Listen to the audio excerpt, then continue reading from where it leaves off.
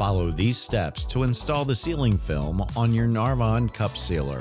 On the right side of the machine, remove the butterfly clamp, spring, and washer. Insert the narrow side of the film clamp into the roll of film. Make sure that the large side of the film clamp is flush with the roll. Reinsert the film roll into the right arm. Then reattach the washer, spring, and butterfly clamp to the right arm. On the left side of the machine, remove the butterfly clamp, spring, and washer.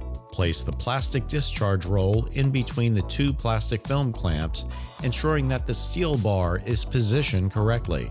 Reinsert the discharge roll into the left arm. Then reattach the washer, spring, and butterfly clamp to the left arm. Ensure the roll rotates counterclockwise. Ensure film is positioned under the retention nut and through the film sensor on the right side of the machine. Feed the film through the bottom of the machine, making sure that the film is below the plastic rollers and over the steel bars. Attach film to the discharge roll by removing the front plastic clamp and feeding the film through the slit. Replace the front plastic clamp with a steel bar securing the film in place. Then reattach the washer, spring, and butterfly clamp. The film is now properly installed and ready to use.